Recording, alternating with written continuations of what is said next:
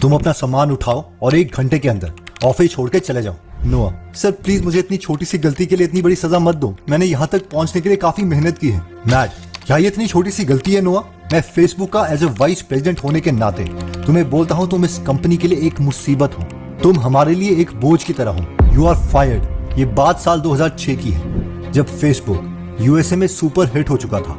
उनकी वेबसाइट में 1 करोड़ यूजर आ चुके थे और मार्क ज़करबर्ग इसे इंडिया में लॉन्च करने वाले थे। कंपनी के सभी 150 एम्प्लॉय में खुशी का माहौल था, पर एक 24 साल का लड़का जिसका नाम नोआ था, वो फेसबुक का 30th एम्प्लॉय था। उसे फेसबुक से हर साल 52 लाख रुपए मिल रहे थे और साथ में उसे फेसबुक का 0.1% शेयर भी मिलना था अगर वो फेसबुक में 1 साल तक रहता, जिसकी आज कीमत 8,000 करोड़ से भी ज्यादा होती। लेकिन फेसबुक ज्वाइन करने के एग्जैक्टली 9 महीने 8 दिन और 2 घंटे के बाद नोआ को उसके बॉस ने ऑफिस में बुलाया और उसे नकारा कह के ये कहा कि अब तू यहां से रिजाइन कर दे। एक्चुअली हुआ यह था कि नोआ ने फेसबुक का जो ग्रोथ प्लान है वो एक जर्नलिस्ट को गलती से बता दिया था और उस जर्नलिस्ट ने इसे अखबार में छाप दिया। नौकरी से निकाले जाने पर नोआ पूरे तरीके से टूट गया था और वो 6 महीने अपने दोस्त के कमरे में रहा। लेकिन उसके बाद उसने 48 घंटे में अपना स्टार्टअप आइडिया वैलिडेट किया, यानी ये पता लगाया कि वो आगे चलेगा या नहीं चलेगा। और इवन उस पर उसने एक बुक लिख दी जिसका नाम है $1 मिलियन वीकेंड। इस बुक में 3 स्टेप्स हैं, जिसमें सबसे पहला स्टेप है गेट द करेज। 2013 में नोआ ने एक कोर्स लॉन्च किया जिसमें उसने अपने 5 दोस्त इकट्ठा किए। इस कोर्स का मकसद यह था कि वो 5 लोग 1 महीने में 70,000 रुपए कमा सके। इन 5 लोगों में एक प्रोग्रामर, एक हॉर्स ट्रेनर और 3 लोग शामिल थे जो कि एक नॉर्मल एम्प्लॉय थे।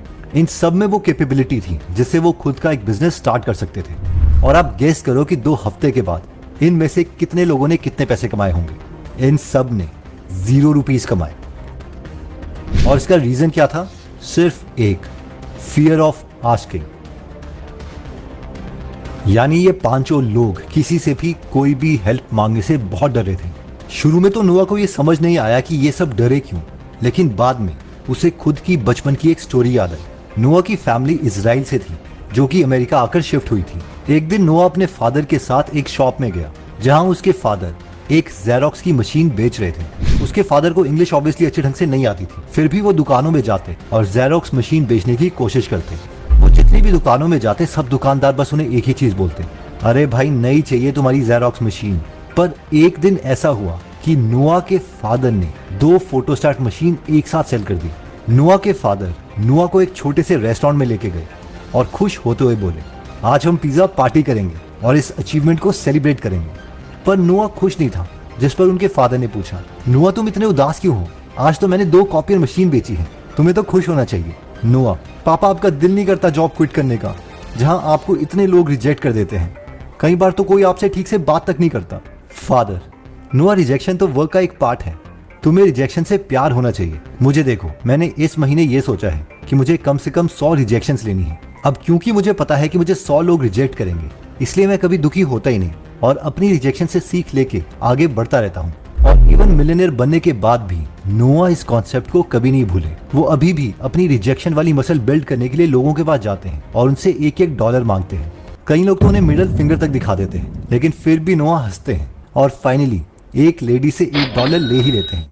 इससे पहले कि हम आगे बढ़े, बहुत से लोगों के मन में ये डाउट आता है कि वापस आते हैं नोआ की स्टोरी में।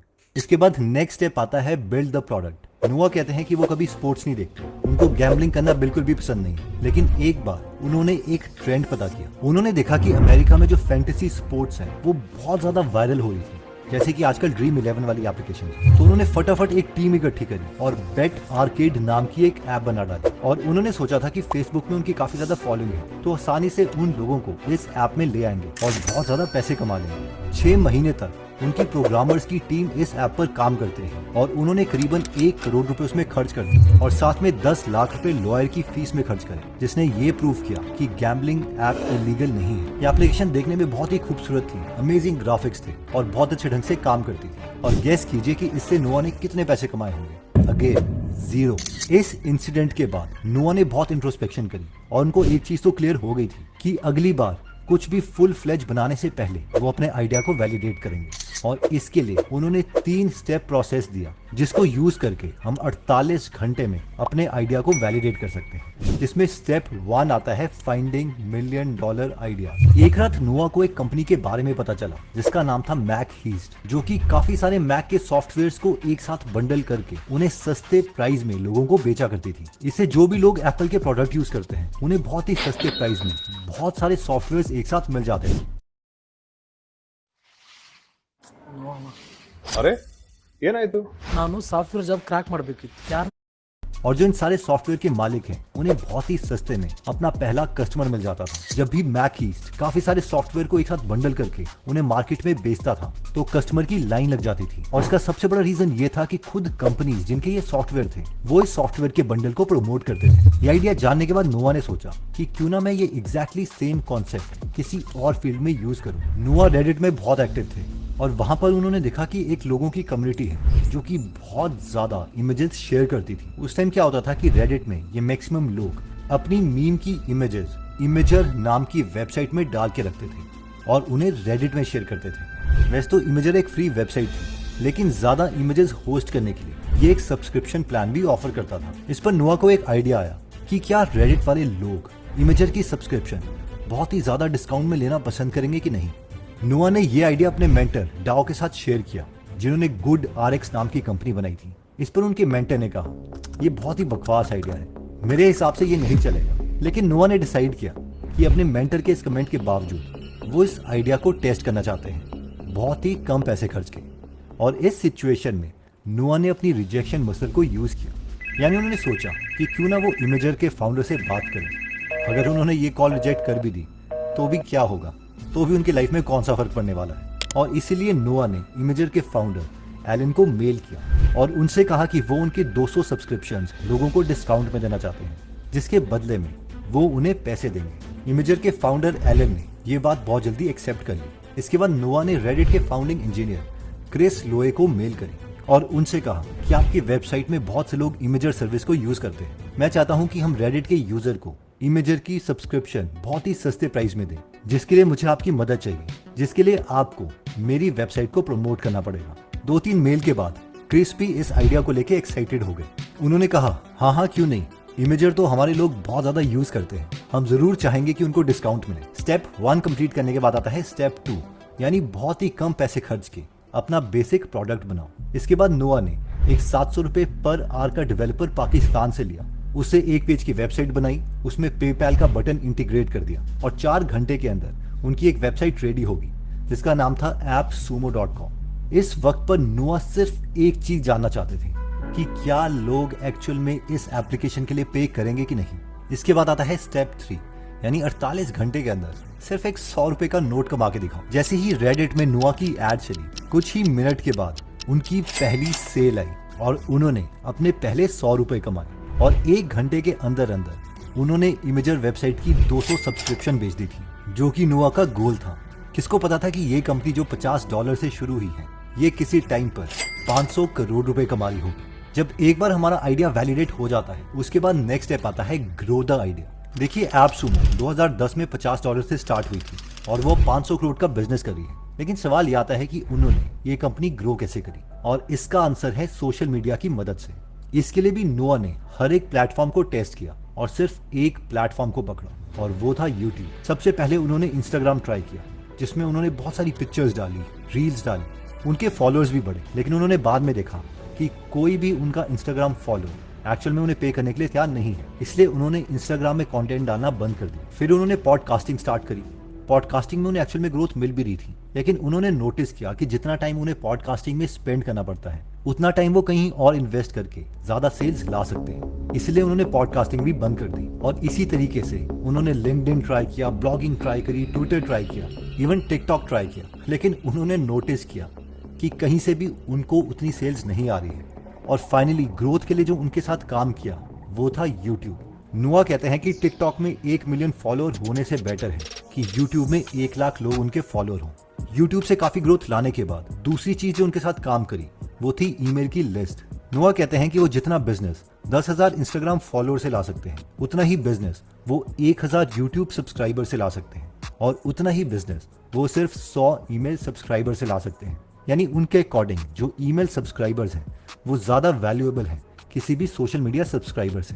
नोआ अपने दोस्त डेनियल की एक स्टोरी बताते हैं जिसने ये आई ग्लासेस बनाए थे जो कि माउंटेनियरिंग करने वाले लोगों के लिए था, ताकि वो माउंटेनियरिंग करते करते ऊपर जो हो रहा है उसे देख सकें। डेनियल ने इन ग्लासेस को ब्लॉगर्स के पास प्रमोट किया, फेसबुक पेजेस में प्रमोट किया और बहुत सारे मीटअप्स में भी गया, लेकिन उसको इन सब प्लेटफॉर्म से 0 सेल्स मिली। लेकिन फिर अचानक से एक बड़ी ऑनलाइन वेबसाइट जिसका नाम सीरा ट्रेडिंग था, उसने डेनियल को $4200 का एक ऑर्डर दे दिया। ये इनवॉइस है जिससे डेनियल बहुत खुश हो गया और ये वो सारे प्लेटफॉर्म्स है जहां पर डेनियल एक्सपेक्ट कर रहा था कि किस प्लेटफॉर्म से उसे कितनी सेल्स होगी। फॉर एग्जाम्पल वो सोच रहा था कि उसको अपने दोस्तों से और रेफरल से 30 सेल्स मिल जाएंगी। वैंकूवर में एक रॉक क्लाइंबिंग ग्रुप था, ये सोच रहा था वहां से उसे 20 सेल्स मिल जाएंगी। होलसेल से ये एक्सपेक्ट कर रहा था कि उसे 50 सेल्स मिल जाएंगी, ईबे से 25 और जहां पर वो गिव अवे करेगा वहां से भी 25। लेकिन आप देख सकते हो कि इन दो लास्ट में से 0 सेल्स मिली और सबसे ज्यादा सेल्स उसे एक प्लेटफॉर्म से मिली और वो था होलसेल ऑप्शन। तो इस पूरी स्टोरी की लर्निंग ये है कि हम काफी सारी चीजें प्रिडिक्ट करेंगे, हमें हर चीज एग्जीक्यूट करनी भी है, लेकिन जो चीज एक्चुअल में काम करेगी सिर्फ उसी चीज पर डबल डाउन करते रहना है और जहां पर वो सेल्स नहीं हो रही है हमें उसे स्टॉप कर देना है। तो देखिए जो पूरी वीडियो की लर्निंग है वो मैं आपके लिए समराइज कर देता हूँ।